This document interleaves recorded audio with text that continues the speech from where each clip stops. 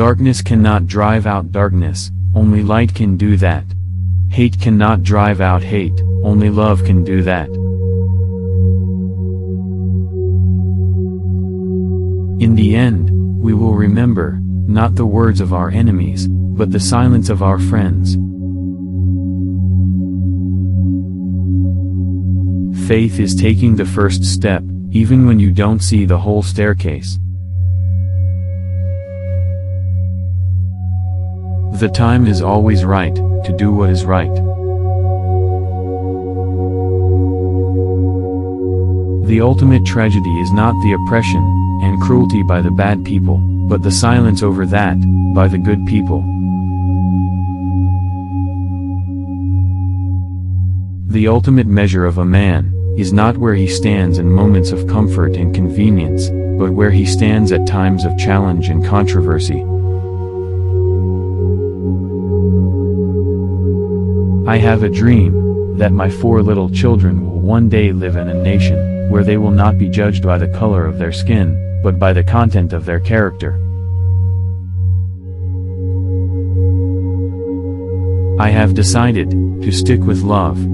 Hate is too great a burden to bear. Life's most persistent and urgent question is, what are you doing for others?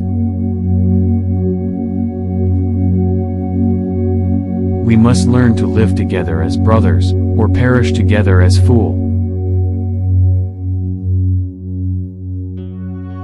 We must accept finite disappointment, but never lose infinite hope.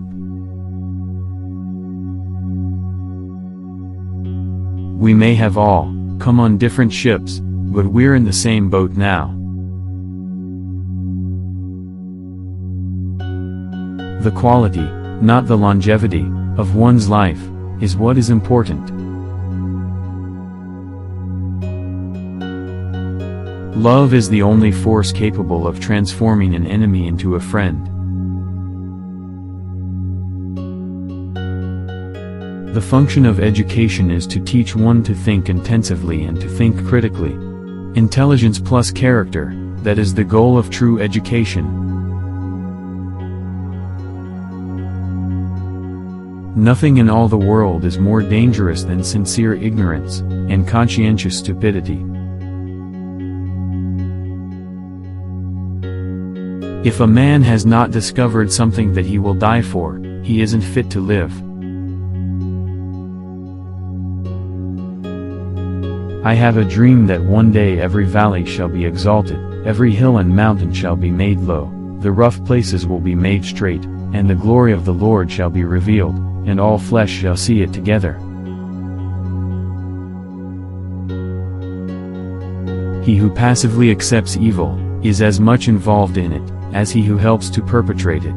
He who accepts evil without protesting against it is really cooperating with it. There can be no deep disappointment where there is not deep love. We must build dikes of courage to hold back the flood of fear. I have a dream that one day, on the red hills of Georgia, the sons of former slaves and the sons of former slave owners will be able to sit together at the table of brotherhood. Peace is not merely a distant goal that we seek, but a means by which we arrive at that goal. Every man must decide whether he will walk in the light of creative altruism, or in the darkness of destructive selfishness. Whatever affects one, directly, affects all, indirectly. I can never be what I ought to be, until you are what you ought to be. This is the interrelated structure of reality. Almost always, the creative dedicated minority has made the world better. Everything that we see is a shadow cast by that which we do not see. At the center of nonviolence stands the principle of love. Never succumb to the temptation of bitterness. Change does not roll in on the wheels of inevitability, but comes through continuous struggle. And so we must straighten our backs and work for our freedom. A man cannot ride you unless your back is bent. All labor that uplifts humanity has dignity and importance, and should be undertaken with painstaking excellence.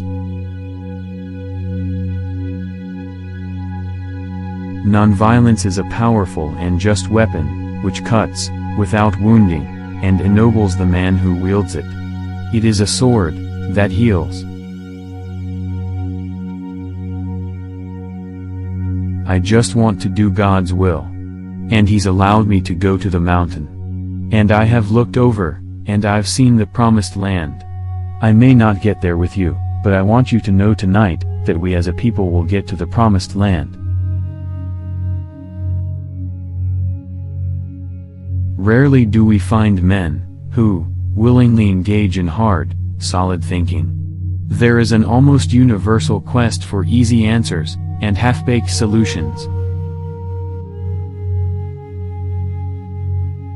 Nothing pains some people more than having to think.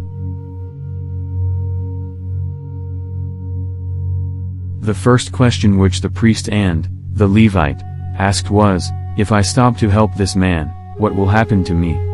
But the Good Samaritan reversed the question, "If I do not stop to help this man, what will happen to him?" We must use time creatively. Human salvation lies in the hands of the creatively maladjusted.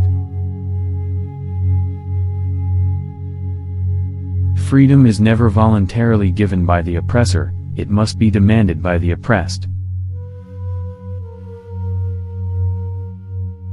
Injustice anywhere is a threat to justice everywhere. Whatever your life's work is, do it well. A man should do his job so well that the living, the dead, and the unborn could do it no better. Cowardice asks the question, is it safe? Expediency asks the question, is it politic? Vanity asks the question, is it popular? But conscience asks the question, is it right? And there comes a time when one must take a position that is neither safe, nor politic, nor popular, but one must take it, because it is right. I believe that unarmed truth and unconditional love will have the final word in reality. This is why right, temporarily defeated, is stronger than evil triumphant. Our scientific power has outrun our spiritual power. We have guided missiles and misguided men. We are not makers of history. We are made by history. An individual has not started living until he can rise above the narrow confines of his individualistic concerns to the broader concerns of all humanity. We must develop and maintain the capacity to forgive. He who is devoid of the power to forgive is devoid of the power to love. There is some good in the worst of us, and some evil in the best of us. When we discover this, we are less prone to hate our enemies. A man dies when he refuses to stand up for that which is right. A man dies when he refuses to stand up for justice. A man dies when he refuses to take a stand for that which is true. A lie cannot live. A nation that continues year after year to spend more money on military defense than on programs of social uplift is approaching spiritual doom.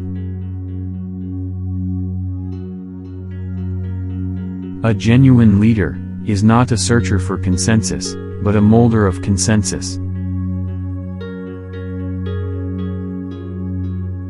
That old law about an eye for an eye leaves everybody blind.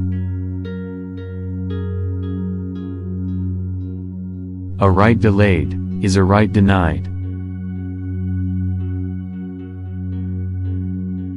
I refuse to accept the view that mankind is so tragically bound to the starless midnight of racism and war that the bright daybreak of peace and brotherhood can never become a reality. Man must evolve for all human conflict method which rejects revenge, aggression, and retaliation. The foundation of such a method is love. History will have to record that the greatest tragedy of this period of social transition was not the strident clamor of the bad people, but the appalling silence of the good people. Human progress is neither automatic nor inevitable. Every step toward the goal of justice requires sacrifice, suffering, and struggle, the tireless exertions and passionate concern of dedicated individual. If we are to go forward, we must go back and rediscover those precious values, that all reality hinges on moral foundations, and that all reality has spiritual control. It may be true that the law cannot make a man love me, but it can keep him from lynching me, and I think that's pretty important. To other countries, I may go as a tourist, but to India, I come as a pilgrim. Seeing is not always believing. Any religion that professes to be concerned about the souls of men, and is not concerned about the slums that damn them, the economic conditions that strangle them, and the social conditions that cripple them, is a spiritually moribund religion, awaiting burial. Law and order exist for the purpose of establishing justice, and when they fail in this purpose they become the dangerously structured dams that block the flow of social progress. I am not interested in power, for power's sake, but I'm interested in power that is moral, that is right, and that is good. Property is intended to serve life, and no matter how much we surround it with rights and respect, it has no personal being. It is part of the earth man walks on. It is not man. Oppressed people cannot remain oppressed forever. The yearning for freedom eventually manifests itself. The hope of a secure and livable world lies with disciplined non-conformists who are dedicated to justice, peace and brotherhood. The art of acceptance is the art of making someone who has just done you a small favor wish that he might have done you a greater one. All progress is precarious, and the solution of one problem brings us face to face with another problem. It is not enough to say we must not wage war. It is necessary to love peace and sacrifice for it. Nonviolence means avoiding, not only external physical violence, but also internal violence of spirit. You not only refuse to shoot a man, but you refuse to hate him. Means we use must be as pure as the ends we seek. Wars are poor chisels for carving out peaceful tomorrows. The principle of self-defense, even involving weapons and bloodshed, has never been condemned, even by Gandhi. We must concentrate, not merely on the negative expulsion of war, but the positive affirmation of peace. Philanthropy is commendable, but it must not cause the philanthropist to overlook the circumstances of economic injustice, which make philanthropy necessary. Science investigates, religion interprets. Science gives man knowledge, which is power; religion gives man wisdom, which is control. The moral arc of the universe bends at the elbow of justice. We who engage in non-violent direct action are not the creators of tension. We merely bring to the surface the hidden tension that is already alive. A riot is the language of the unheard. When you are right, you cannot be too radical; when you are wrong, you cannot be too conservative. Shallow understanding from people of goodwill is more frustrating than absolute misunderstanding from people of ill will. Every man lives in two realms, the internal and the external. The internal is that realm of spiritual ends expressed in art, literature, morals, and religion. The external is that complex of devices, techniques, mechanisms, and instrumentalities by means of which we live. A nation, or civilization that continues to produce soft-minded men, purchases its own spiritual death, on the installment plan. Pity may represent little more than the impersonal concern, which prompts the mailing of a check, but true sympathy is the personal concern, which demands the giving of one's soul. One of the greatest casualties of the war, in Vietnam, is the Great Society, shot down on the battlefield of Vietnam. Have we not come to such an impasse, in the modern world, that we must love our enemies, or else? The chain reaction of evil, hate begetting hate, wars producing more wars, must be broken, or else we shall be plunged into the dark abyss of annihilation. Violence as a way of achieving racial justice is both impractical and immoral. I am not unmindful of the fact that violence often brings about momentary results. Nations have frequently won their independence in battle. But in spite of temporary victories, violence never brings permanent peace. Which quote did you enjoy the most? Share your thought in the comment. Don't miss out on the opportunity to watch the next video. Subscribe, and watch more of our videos.